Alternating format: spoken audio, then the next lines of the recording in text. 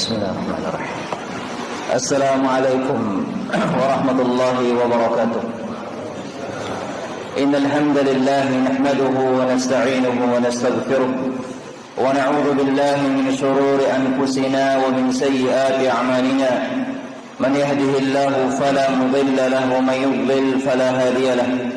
Ashhadu an la ilaha illallah wahdahu la sharika lahu wa ashhadu anna Muhammadan 'abduhu wa rasuluh. Allahumma salli wa sallim ala nabiyyina Muhammad wa ala alihi wa ashabihi wa man tabi'ahum bi ihsanin ila yaumiddin. Yaqulu Allah tabaraka wa ta'ala fi kitabihil karim, ya ayyuhalladzina amanu taqullaha haqqa tuqatih wa la tamutunna illa wa antum muslimun. Ya ayyuhan nasu taqu rabbakum alladzi khalaqakum min nafsin wahidah wa khalaqa minha zawjaha وبث منهما رجالا كثيرا ونساء واتقوا الله الذي تساءلون به والأرحام إن الله كان عليكم رقيبا يا أيها الذين آمنوا اتقوا الله وقولوا قولا سديدا يصلح لكم أعمالكم ويغفر لكم ذنوبكم ومن يطع الله ورسوله فقد فاز فوزا عظيما أما بعد فإن أحسن الكلام كلام الله وخير الهدى هدى محمد صلى الله عليه وعلى آله وسلم وشر الأمور محدثاتها فإن كل محدثة بدعة وكل بدعة ضلالة وكل ضلالة في النار. Ma'asyiral muslimin wal muslimat, jamaah salat maghrib dan pengajian rahimani wa rahimakumullah. Alhamdulillah, kita bersyukur kepada Allah Azza wa Jalla yang telah masih memberikan kepada kita limpahan rahmat dan nikmat, sehingga di kesempatan yang mulia ini Allah Subhanahu wa taala memudahkan kita untuk kita menunaikan salah satu dari fondasi agama Islam, yaitu menunaikan ibadah salat dengan cara berjamaah. Ketahuilah bahwasanya salat adalah ibadah yang sangat agung. Salat, kata para ulama, adalah min khairi a'malikum. Ya, sebaik-baik utama, sebaik-baik amalan kalian. Ya, sebaik-baik amalan kalian adalah salat, sebagaimana kata Rasulullah sallallahu alaihi wasallam. Ketahuilah bahwasanya yang pertama kali akan dihisab oleh Allah Subhanahu wa taala dari amalan-amalan kita itu adalah salat. Sebagaimana Rasulullah sallallahu alaihi wasallam bersabda, "Awwalu ma yuhasabu bihi al-'abdu yawm al-qiyamah as-salah. Fa in salahat salaha lahu sa'iru amalihi wa in fasadat fasada sa'iru amalihi." Rasulullah sallallahu alaihi wasallam bersabda, sesuatu perkara yang paling pertama akan dihisab dari amalan seorang hamba pada hari kiamat adalah salat. Fa in salahat, apabila salatnya itu bagus, maka salaha lahu sa'iru amalihi, maka seluruh amalannya itu akan menjadi bagus. Namun sebaliknya, wa in fasadat, kalau salatnya ini rusak, ya, dan salat rusak ini banyak. Rusak dari sisi waktu, ya. Banyak orang melalaikan waktu salat, sengaja mengulur-ulur waktu salat, ya. Atau yang kedua, rusak dari sisi kaifiyat, tata cara. Ya, banyak orang tidak memahami kaifiyat, tata cara salat yang diajarkan oleh Rasulullah sallallahu alaihi wasallam. Nah, kemudian rusak dari sisi keikhlasan, ya, niat. Maka ini maksudnya wa in fasadat, kalau salatnya ini rusak. Ya. Dan juga rusak dari sisi pelaksanaan. Ya, tidak memperhatikan tumakninah, tidak memperhatikan rukun-rukun salat, wajib-wajib salat, sunnah-sunnah salat. Ya. Maka apa balasannya? Fasada sairu amalihi, maka akan rusak pula amal-amalnya yang lainnya. Makanya oleh karena itu Allah Subhanahu wa taala mengingatkan kita dalam Al-Qur'an, fawailun lil musallin, maka celakalah bagi orang yang salat. Nah, orang yang salat celaka. Namun jangan sampai di sini dipotong ayatnya. Lanjutannya, siapa yang salatnya celaka itu? Alladzina hum an salatihim sahun. Itu orang-orang yang dia lalai dari salatnya. Dia salat tapi lalai. Lalai dari mana? Lalai dari sisi waktu. Selalu mengulur-ulur salat. Tidak salat tepat pada waktu, padahal tidak ada kesibukan, atau justru mencari-cari kesibukan sehingga nantian, diulur-ulur waktunya. Ini model salat semacam ini, salatnya orang-orang munafik. Ya. Jadi mengulur-ulur waktu padahal tidak ada sebab. Ya, ini ciri khas salatnya orang munafik. Ya, jadi mereka, orang-orang munafik ini disebutkan dalam sebuah riwayat, mereka selalu menunggu-nunggu waktu sholat itu. Nah, nanti kalau sudah mau habis waktunya, baru mereka sholat. Ya, dan mereka sholatnya sangat cepat. Digambarkan seperti seekor burung yang mematuk makanan di tanah itu. Ya, cepat sholatnya. La yadhkurunallaha illa qalila. Ya, mereka tidak mengingat Allah kecuali sedikit. Ya. Maka ini kita berlindung kepada Allah dari sifat semacam ini. Kita minta kepada Allah ya agar kita tidak digolongkan orang yang celaka padahal sholat, ya, binasa padahal sholat. Ya, kemudian lalai dari sisi apa? Lalai dari sisi pelaksanaan tadi, kaifiat. Banyak orang yang belum tahu bagaimana tata cara sholat Rasulullah. Pokoknya yang penting sholat. Ya, yang penting sholat. Cara takbir yang benar bagaimana, cara ruku yang benar bagaimana, cara sujud yang benar bagaimana, cara duduk antara dua sujud yang benar bagaimana, cara duduk tasyahud awal, tasyahud akhir. Ya. Banyak.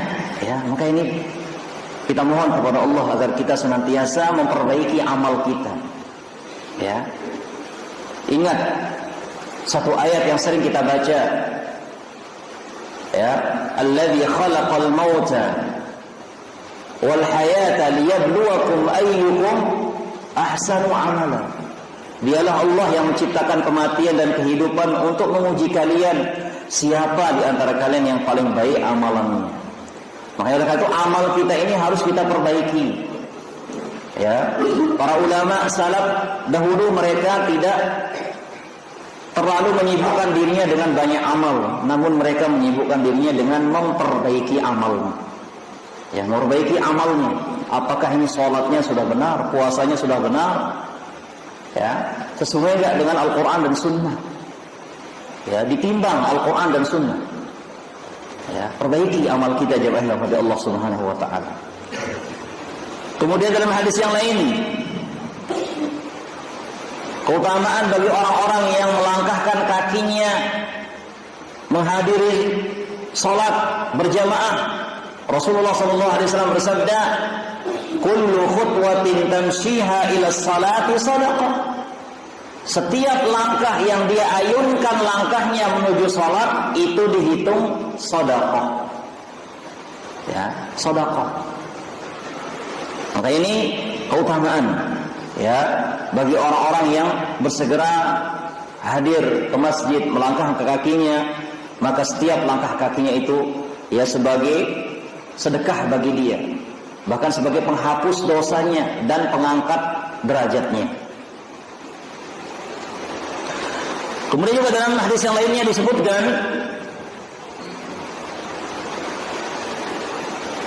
innal 'abda idza qama yusalli utiya bi dhunubihi kulliha fawudi'at ala ra'sihi wa atiqaihi fakullama raka'a aw sajada tasaqatat anhu. Rasulullah SAW bersabda, sesungguhnya seorang hamba kalau dia berdiri salat, maka akan didatangkan dosa-dosanya seluruhnya dan akan diletakkan di kepalanya dan di kedua pundaknya. Setiap dia ruku dan setiap dia sujud, maka berguguranlah dosa-dosanya. Ya, berguguranlah dosa-dosanya. Hadis ini disebutkan dalam kitab Sahih Al-Jami'.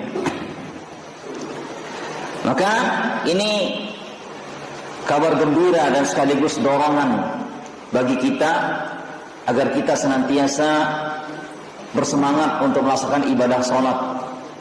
Ya, dan kita hendaknya minta kepada Allah agar kita ini digerakkan hati kita untuk bersegera sholat tepat pada waktunya. Karena disebutkan dalam sebuah hadis, ya Rasulullah SAW pernah ditanya, ayyu amalil afdal, amalan apa yang paling mulia, yang paling utama? Maka Rasul mengatakan as-salatu ala waqtiha, salat tepat pada waktunya. Semoga Allah Subhanahu wa taala yang memberikan kepada kita taufik dan hidayahnya agar kita senantiasa bisa menjaga ibadah salat, karena ukuran baik dan tidak baiknya amal-amal kita selain ini tergantung dari salat kita.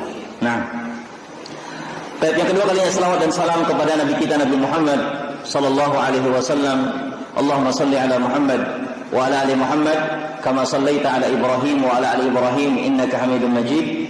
Allahumma barik ala Muhammad wa ala ali Muhammad kama barakta ala Ibrahim wa ala ali Ibrahim innaka Hamidum Majid.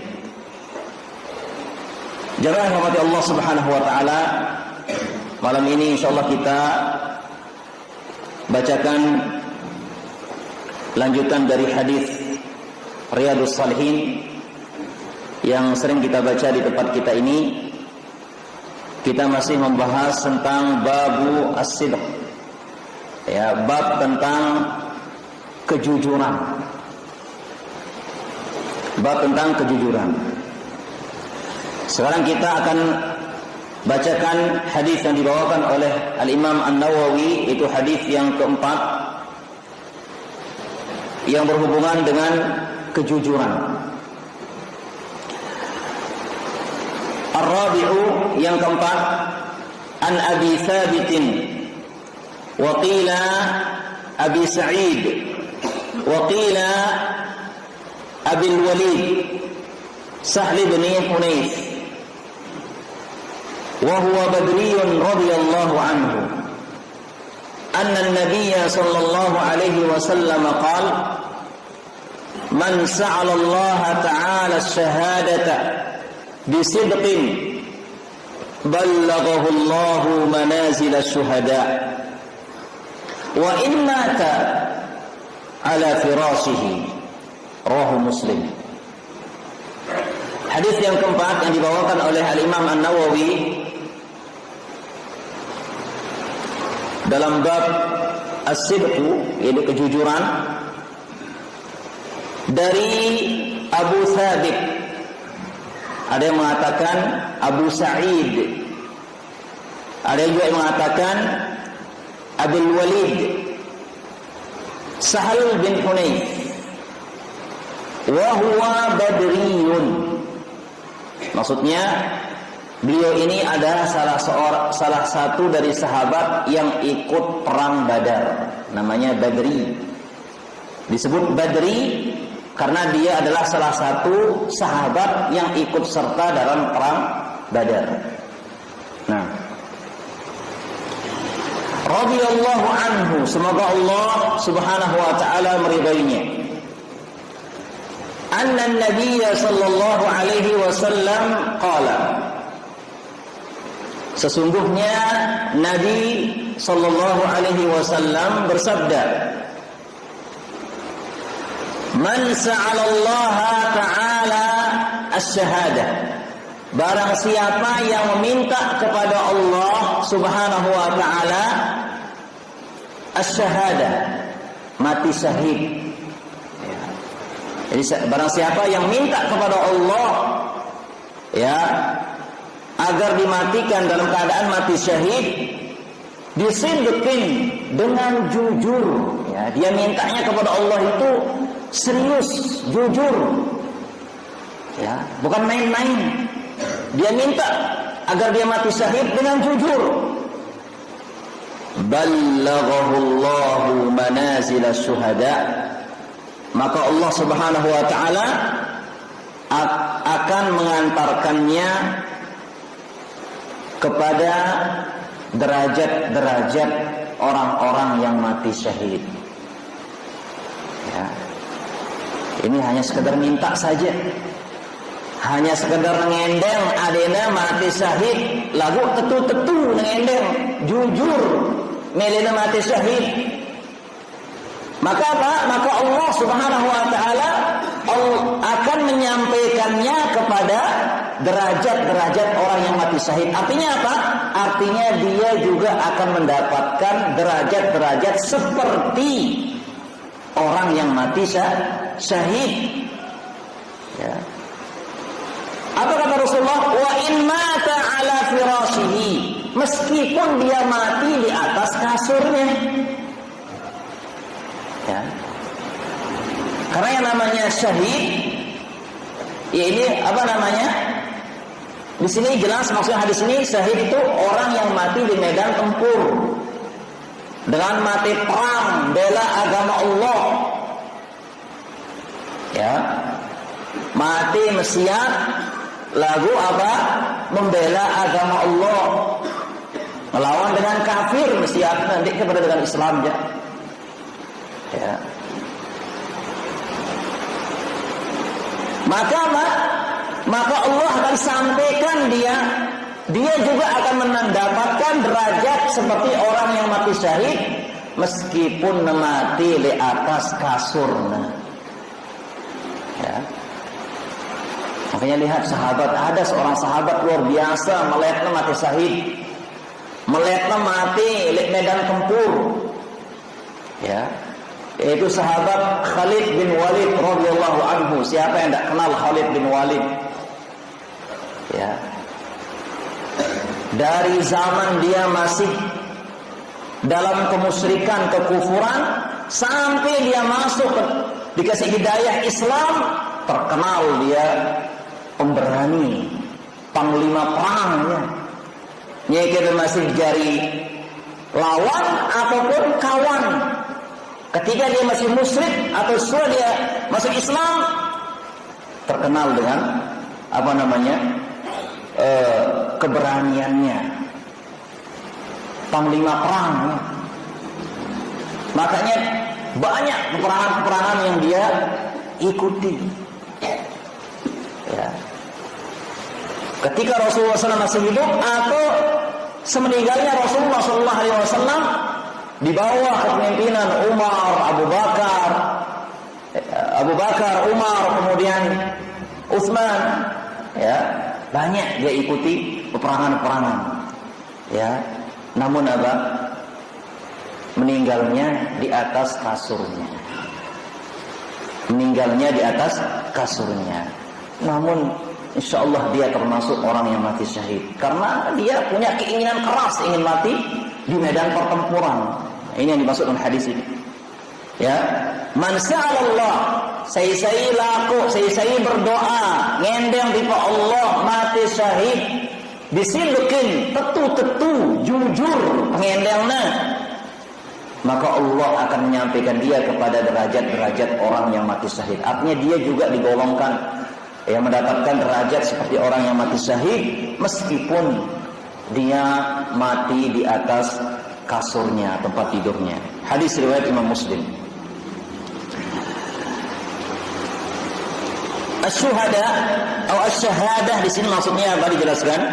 Asy-syahadah al-qatlu fi sabilillah. Syahadah ini artinya mati di medan tempur.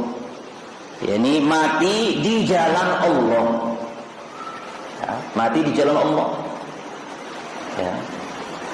Tentunya ini mati di jalan Allah bukan hanya sekedar di medan tempur saja. Ya. Nah, orang sekarang ya yang dia nuntut ilmu,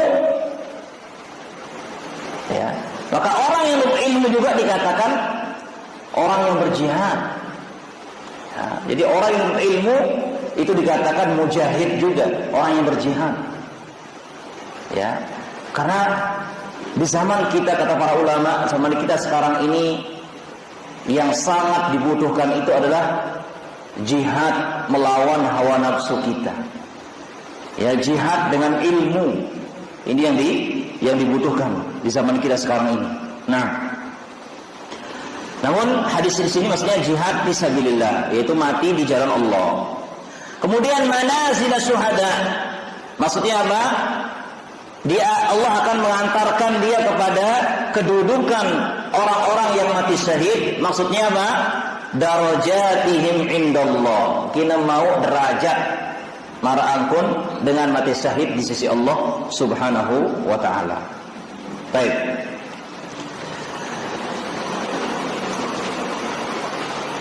Ada satu riwayat yang menjelaskan tentang keutamaan orang yang mati syahid. Sehingga para ulama ini atau para sahabat, ya, mereka tidak takut-takut mati syahid itu. Mereka tidak takut-takut mengorbankan nyawanya di medan tempur itu, tidak takut. Ya. Makanya kalau kita baca kisah para sahabat orang Uhud, Masya Allah luar biasa. Bagaimana para sahabat ini, ya, dia tidak takut, ya, mati itu. Ya. Bahkan ada seorang sahabat dikisahkan pada perang Uhud itu, dia mengatakan dia langsung menyerbu. Ketika dia mau berangkat menyerbu itu dikatakan, kamu mau kemana? Ya, saya mau ke sana. Maksudnya di kumpulan musuh yang sedang banyak itu dia nyerbu sendirian. Apa katanya? Karena saya mencium bau surga dari sana, katanya. Nah, kemudian ketika Rasulullah SAW juga terdesak, ya, ketika itu perang Uhud ini Khalid bin Walid dia belum masuk Islam. Justru dia jadi musuh Rasulullah pada waktu itu karena dia belum masuk Islam. Dia panglimanya orang-orang musyrikin. Ya, siasatnya luar biasa, pinter. Ya, sehingga bisa memukul mundur kaum muslimin. Ya. Ketika Rasulullah terdesak di atas itu, ya, maka di situ ada sedikit berapa orang sahabat saja yang melindungi Nabi Shallallahu Alaihi Wasallam. Ya, maka Rasulullah mengatakan barang siapa yang melindungiku maka baginya surga. Ya, ketika ada orang yang menyerang Rasulullah dengan tombak dan panah, sahabatnya jadi endenya langsung. Ya, tidak takut-takut. Ada yang mau menebas Rasulullah, sahabat ini maju, dia yang tertebas melindungi Rasulullah SAW. Ya, nah seperti itu. Makanya para sahabat tidak ada yang takut mati di medan tempur itu. Kata Rasulullah SAW, "Lisyahidi indallahi sittu hisal." Orang yang mati syahid di sisi Allah itu akan mendapatkan 6 perkara. Yang pertama, yughfaru lahu fi awwali duf'ah. Ya, Allah mengampuni dosa-dosanya, ya, di awal kali dia berhadapan dengan musuh. pada berdait dengan musuh ini, sudah diampuni dosa-dosanya oleh Allah Subhanahu wa taala. Ya. Yang kedua, wa yara maq'adahu minal jannah. Ya. Allah perlihatkan bagi dia tempatnya di surga. Ya. Jadi Allah perlihatkan dia tempatnya di surga. Yang ketiga, wa yujaza min azabil qabri. Allah lindungi dia dari azab kubur. Ya, Allah melindungi dia dari azab kubur. Yang keempat, wa ya'manu minal faz'il akbar. Dan Allah beri dia keamanan dari ketakutan yang besar. Yaitu apa? Ketika manusia ini dibangkitkan dari kuburnya untuk menghadap Allah Subhanahu wa taala. Allah berikan keamanan. Yang kelima, wa yudha'u 'ala ra'sihi tajul wiqar wal yaqut al yaqut minha khairun min ad-dunya wa ma fiha. Allah kasih pada dia mahkota. Ya, diberikan kepada orang yang mati syahid ini mahkota yang penuh dengan permata, berlian yang ada di mahkota itu, yang dimana satu berlian saja cahayanya ya lebih baik daripada dunia beserta isinya. Satu berlian saja yang ada di mahkota itu lebih bagus daripada dunia beserta isinya. Kemudian yang keenam, wa yuzawwiju 72 zawjah min al-hur al-'ain. Ya. Maka apa? Maka dia, orang yang mati syahid ini akan dinikahkan oleh Allah Subhanahu wa taala dengan 72 bidadari. Ya. Dia akan dinikahkan dengan oleh Allah Subhanahu wa taala dengan 72 bidadari. Kemudian yang terakhir, wa yusaffa'u fi 70 min aqaribihi. Allah kasih dia izin untuk memberikan syafaat kepada 70 anggota keluarganya. Ya, dikasih izin oleh Allah untuk memberikan syafaat kepada 70 anggota keluarganya. Nah, ini dia keutamaan-keutamaan yang Allah berikan kepada orang-orang yang mati syahid. Namun banyak juga orang ya menjadikan hadis ini, kelompok-kelompok yang ada di saat ini menjadikan hadis ini sebagai apa? Doktrin. Ya. Sehingga terutama pemuda-pemuda sekarang ini tidak takut dia atau apa melakukan bom sana, bom sini, karena doktrin dengan hal-hal semacam ini. Ya, bom bunuh diri. Ya, ini tidak benar. Dengan alasan apa? Kamu akan mati syahid. Kamu akan begini nanti. Ya. Jadi harus dipahami ya bagaimana maksudnya adalah jihad yang benar itu harus dipahami. Jihad sesuai dengan Al-Quran dan Sunnah harus dipahami. Ya, bukan ngawur, ya bukan serampangan. Ya.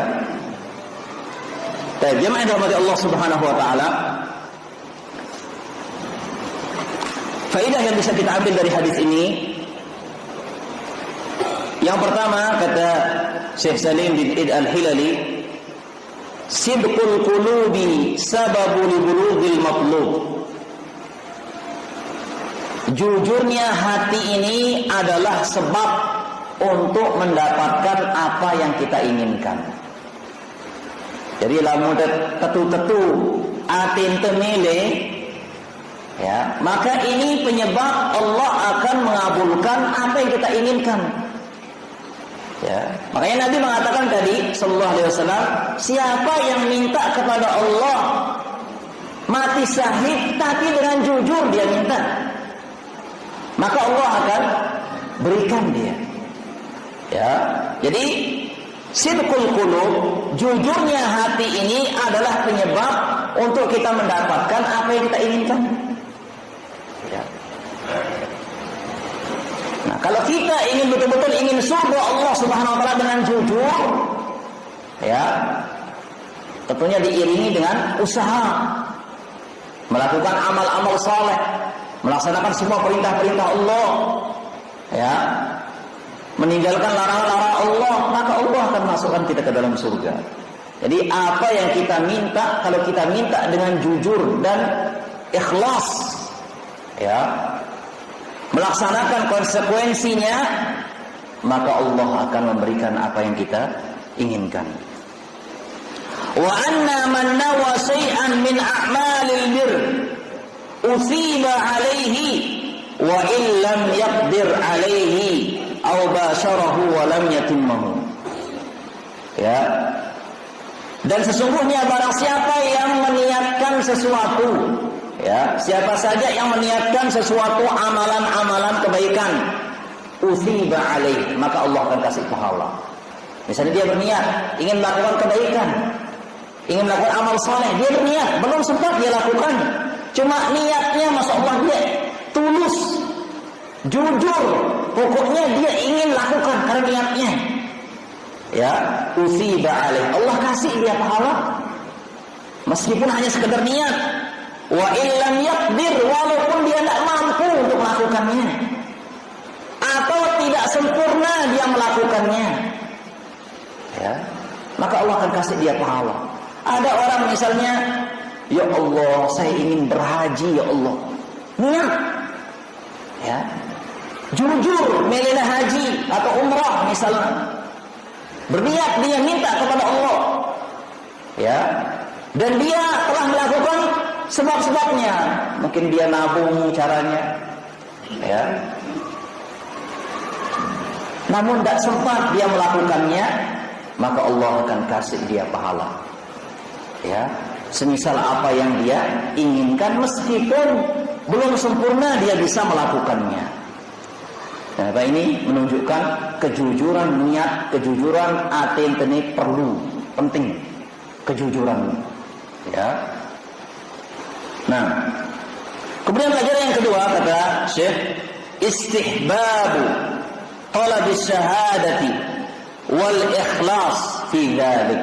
Dianjurkan kita itu minta mati syahid, ya. Hadis ini menganjurkan agar kita minta mati di jalan Allah dan ikhlas, ya, ikhlas, ya. Jadi kita juga harus minta sama Allah agar kita itu diwafatkan dalam keadaan syahid, atau minta kepada Allah agar kita diwafatkan dalam keadaan husnul khatimah. Minta sama Allah, ya, agar kita diwafatkan dalam keadaan husnul khatimah. Tapi mintanya kita dengan ikhlas, diiringi dengan hati yang jujur, diiringi dengan amal soleh. Bukan hanya minta-minta saja, ya, namun tidak ada yang kita lakukan, tidak ada yang kita usahakan, ya. Ini omong kosong namanya, ya. Milik lalu tidak melakukan usaha, ya. Ada yang dia inginkan tapi tidak ada usahanya. Ini namanya omong kosong kata orang-orang sekarang.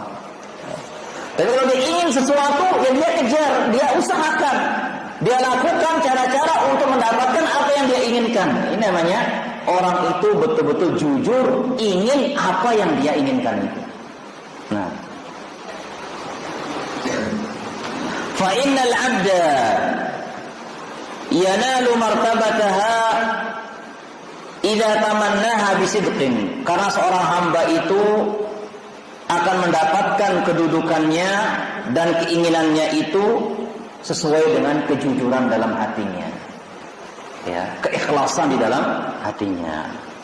Nah, kemudian faedah yang ketiga, ikramullah li hadhil ummah fa huwa yuqiha biqalilin minal amal a'la darajat fil jannah. Ikramullah.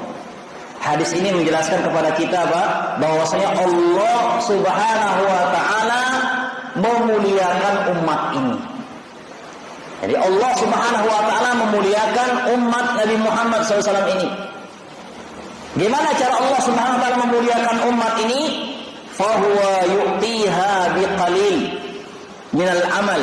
Allah memberikan sesuatu balasan meskipun hamba itu melakukan amalan sedikit.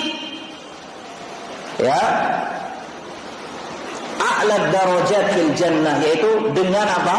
Kedudukan yang tinggi di surga. Nah, ini cara Allah Subhanahu wa taala memuliakan umat ini. Allah berikan dia derajat yang tinggi meskipun amalannya sedikit. Ya.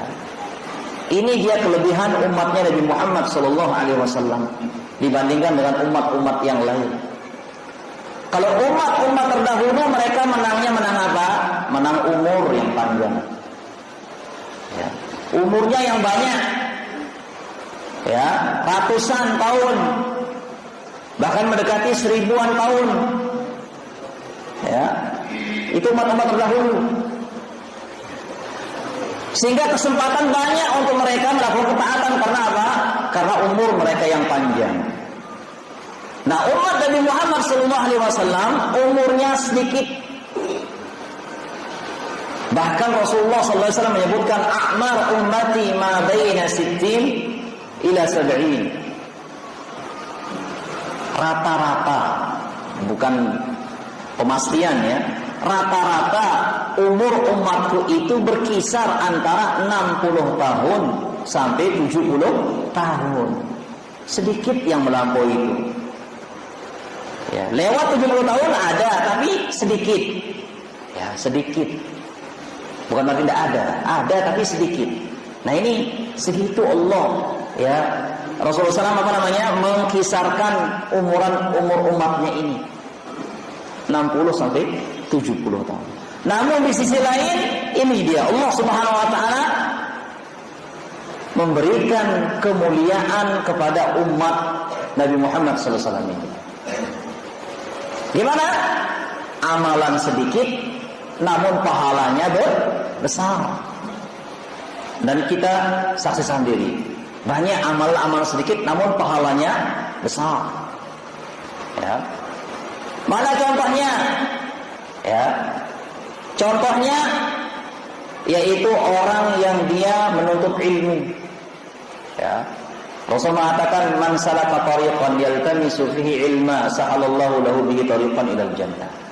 Siapa saja yang keluar dari rumahnya dengan tujuan untuk ilmu, Allah mudahkan jalannya menuju surga. Kan gampang ini. Tinggal suruh dengan dalil ikhlas untuk ilmu, Allah mudahkan ke surga. Ya. Tapi banyak di antara kita yang bermalas-malasan rasanya. Padahal balasnya surga. Ya. Barang siapa yang sholat subuh dengan cara berjamaah, kemudian dia duduk berzikir kepada Allah menunggu syuruk, ya, menunggu syuruk, ya. Apa kata Rasulullah? Karena maka pahalanya kahajjatin tamatin. Pahalanya seperti orang haji, sempurna. Pokok sunnah, ya. Kalau cuma setengah jam, lebih sedikit, fikir kepada Allah. Pahala itu marpun dengan haji, ya. Meskipun dekna kelak kita pak haji, tapi pahalanya dari sisi pahala, ya. Ini amalan yang sedikit namun pahalanya besar, ya. Nah, ini kalau kita butuh taufik dari Allah. Kalau tidak ada taufik dari Allah, ya, tidak akan bisa kita melakukan. Makanya sering dia mengingatkan di sini untuk kita banyak-banyak berdoa kepada Allah, minta Allahumma a'inni ala dzikrika wa syukrika wa husni ibadatik. Coba kita resapi ini doa-doa ini, ya. Kita renungkan doa-doa yang diajarkan oleh Nabi Sallallahu Alaihi Wasallam. Nah, jadi umat ini dimuliakan dengan sangat banyak sekali. Belum lagi datang bulan Ramadan, Masya Allah, ya. Di situ gudangnya keberkahan, gudangnya pahala, Ya. Musim panen pahala, dilipat gandakannya pahala. Nah ini Allah Subhanahu wa taala anugerahkan ini untuk umat Nabi Muhammad sallallahu alaihi wasallam. Ada satu malamnya yang lebih baik daripada 1000 bulan. Ya, di situ apalagi Masya Allah kebaikan begitu banyak. Ya. Belum lagi bulan-bulan yang lainnya, bulan Muharram, ya, atau bulan haram, 4 bulan yang Allah istimewakan. Di juga waktu-waktu dilipat gandakannya kebaikan-kebaikan, ya. Maka ya jemaah dari Allah Subhanahu wa taala, kita jangan lupa untuk minta kepada Allah, ya, berdoa kepada Allah agar kita dimudahkan untuk beribadah kepadanya. Ya, karena inilah ibadah kita, inilah yang akan kita harapkan nanti di hari kiamat itu. Tidak ada lain yang akan bisa mendatangkan manfaat untuk kita di akhirat nanti kecuali dengan ibadah kita ini. Ya.